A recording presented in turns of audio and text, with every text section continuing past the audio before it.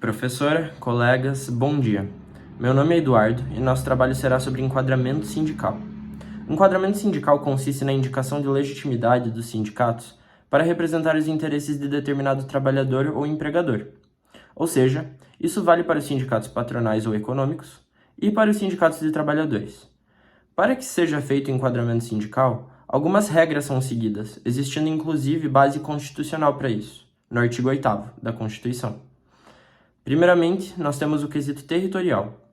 O inciso 2º do artigo 8º veda a criação de mais de uma organização sindical na mesma base territorial, ou seja, não poderão ser criados dois sindicatos da mesma profissão na mesma cidade, como, por exemplo, dois sindicatos de trabalhadores metalúrgicos. Desse modo, não poderá haver coexistência de mais de um sindicato da mesma categoria no mesmo local. E ainda sobre o quesito da territorialidade, a indicação da base territorial de um determinado sindicato pode ser municipal, intermunicipal, estadual e até mesmo nacional. A definição da base territorial é feita pelos próprios trabalhadores e empregadores, e somente não pode ser inferior ao do município. Inclusive, o conceito de categoria também tem uma importância imensa no enquadramento sindical. A categoria surge no momento em que a entidade sindical é criada, e o inciso 3º do artigo 8º da Constituição determina que, ao sindicato, cabe a defesa dos direitos e interesses coletivos ou individuais da categoria. Portanto, categoria é um conceito usado para definir a quem se aplicarão os acordos coletivos e as convenções coletivas. Agora, passamos para realizar esse enquadramento. Primeiro, com relação aos empregadores, no caso das empresas, ocorre o enquadramento, em geral, no momento em que se constituem, utilizando como base o objeto social da empresa. Ou seja, se a empresa se constituir com o objeto social de comércio varejista de pneus, por exemplo, essa será a sua categoria. Já com relação aos empregados, se utiliza a classificação da empresa onde ele trabalha.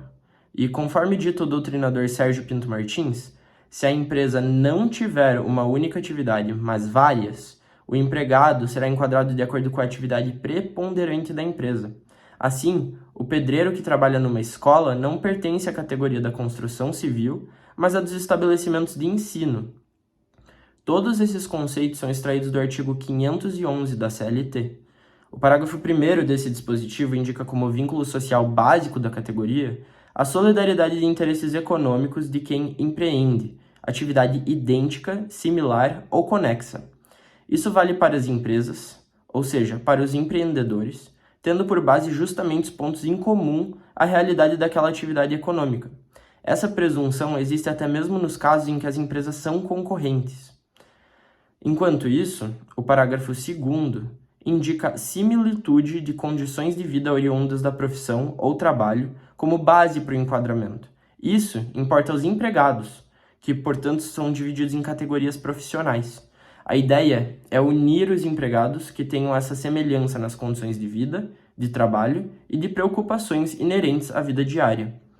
Dessa forma, eu concluo, passando a palavra para a Luísa, que vai tratar das categorias diferenciadas. Bom, dando continuidade ao exposto pelo meu colega Eduardo, em regra, lembrando que a filiação sindical é facultativa, o sindicato a que o empregado deve se arregimentar deve ser aquele que corresponde à atividade preponderante de seu empregador. Porém, em situações peculiares que estão dispostas no artigo 511, parágrafo 3º da CLT, fala que o empregado, excepcionalmente, pode ser regido pelas regras contidas e obtidas pelo sindicato da categoria profissional que ele próprio desenvolve na empresa. E essas são as chamadas categorias diferenciadas. Agora, nas palavras de Valentim Carrion, a categoria profissional diferenciada é a que tem regulamentação específica do trabalho diferente da dos demais empregados da mesma empresa, o que lhe faculta convenções ou acordos coletivos próprios, diferentes dos que possam corresponder à atividade preponderante do empregador, que é a regra geral. Então, existem inúmeras categorias diferenciadas, e todas elas estão citadas no nosso roteiro, mas aqui eu já vou citar algumas. É um exemplo os atores teatrais, os condutores de veículos rodoviários, os práticos de farmácia, os jornalistas profissionais, os músicos profissionais, os operadores de mesas telefônicas, os professores, os publicitários, os secretários e os vendedores do comércio.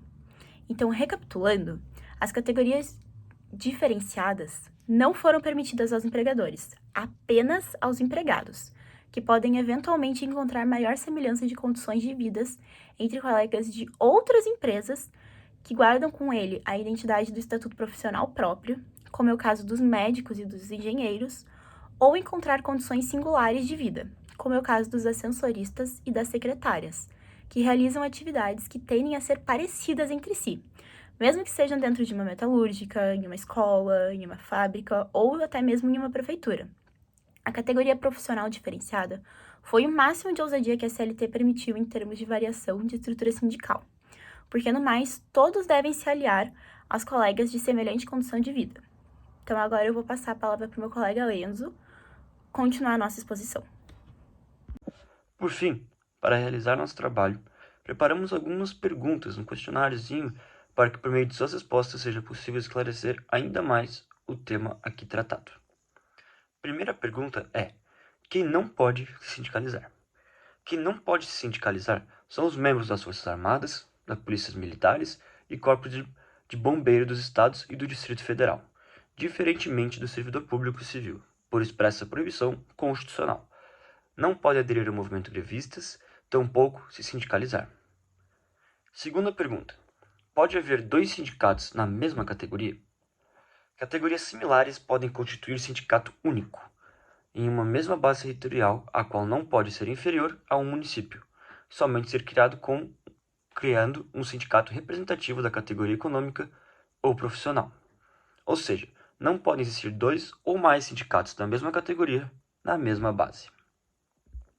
Qual a vantagem de se contribuir com o sindicato? A maior parte dos valores arrecadados pela contribuição sindical, 60%, vai para os sindicatos. Essa verba permite que o sindicato exerça sua função de fortalecer a categoria profissional e defender os interesses dos trabalhadores que ele representa. Agora vamos lá para a última pergunta. Quais as vantagens e desvantagens de ser sindicalizado? Profissionais sindicalizados podem usufruir de algumas vantagens, como, por exemplo, assistência jurídica, médica, descontos em escolas, dentistas, colônia de férias. Contudo, o principal ganho quanto ao fortalecimento das negociações e acordos entre profissionais e empresas. Enquanto, como desvantagens, uma delas é a falta de liberdade, pois, como dito anteriormente, só é possível ter uma categoria de sindicato por município. Outro problema são os sindicatos que não atendem os problemas de seus associados, que focam apenas naquilo que os convém, que faltam na entrega de desinformação no lugar de um serviço de qualidade, por não terem um conhecimento tanto do que defendem como das leis. Bom, gente, esse é o nosso trabalho. Espero que vocês tenham entendido, tenham gostado. Espero que tenha ficado bem claro para todo mundo. E é isso. Um bom dia a todos.